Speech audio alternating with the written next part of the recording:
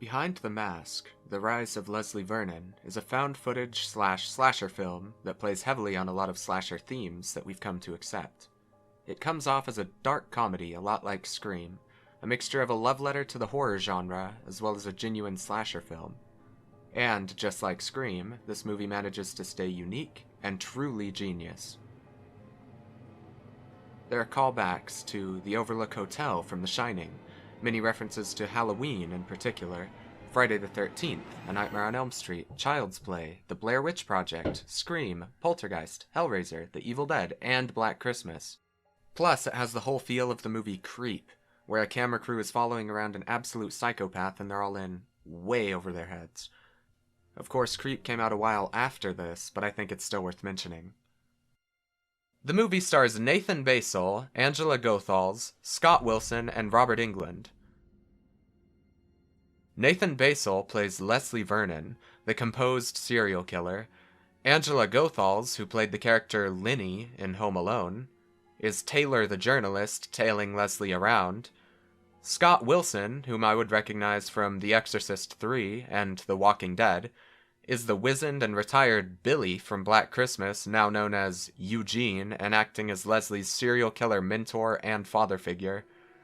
Robert Englund, who you should know as that character from the legendary slasher movie Hatchet, plays Doc Halloran, the Ahab, or the Sam Loomis of the film. Kane Hodder, our Jason, is in the movie for a brief moment as the resident of 1428 Elm Street. Zelda Rubinstein, the psychic from the astounding family horror movie trilogy Poltergeist, plays the librarian who fills in our would-be final girl on all the details of the legend of Leslie Vernon. The story goes something like this. Leslie Vernon was a bastard son born of rape. Because of this, he was horribly abused and worked like a slave. One day, Leslie had enough. He revolted and killed his mother and his stepfather. When the townspeople found out, they marched to the Vernon house and bound the boy by his hands and feet. They took the boy to a waterfall and tossed him over, casting him into the river. His body was never found. Now I'd like to leave you with a few trivia facts that I noticed while watching the film.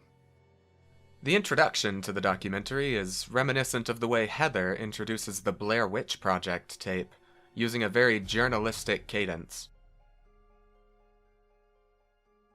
Many famous slasher villains are mentioned as if their killing sprees are widely believed to have happened in real life. These include Chucky, Michael Myers, Jason Voorhees, and Freddy Krueger. When Leslie Vernon first takes Taylor and her crew to meet Eugene and his wife, the car parked in Eugene's driveway is the same color, make, and model as the car seen in director Sam Raimi's movies. I thought that was pretty awesome. Being a big Evil Dead fan, I definitely approve. The character name Doc Halloran is a mashup of Danny Torrance's nickname Doc in The Shining and Dick Halloran from the same movie.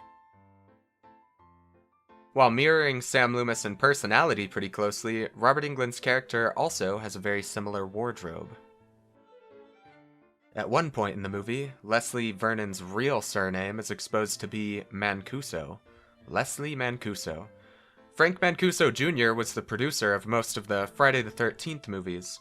It could be a reference to that, or it could alternatively be a reference to Nick Mancuso, the uncredited actor for Billy the Prowler / the phone voice in Black Christmas. Even though that's a little bit less obvious, I think that since Eugene, Scott Wilson's character, is supposed to be a grown-up version of Billy from Black Christmas, that there's more credence lended toward that. It's an extremely fun movie that bounces between the found footage angle and a more typical slasher movie camera style. It manages to stay unique while spoofing the genre and giving plenty of polite nods to a lot of great horror franchises. The only thing it lacked were the traditional over-the-top unique kills like beating someone to death with a toilet seat or a sleeping bag. I highly recommend you watch it. Although the writers and director have pushed it to the big-name studios multiple times, it's been a decade and a half with no approval of a major return through TV or movies. A comic book series called Before the Mask: The Return of Leslie Vernon was fan-funded and released in 2017. The story for the comics is based on the Kickstarter failed sequel's script, which was dubbed a spree-make. A sequel, prequel, and remake all at once. The comic is still available to purchase online from the official website. Whenever we inevitably get the sequel on the big or the small screen, at least we can rest easy knowing the right minds are on the project. I expect it to stay true to the original's vision entirely.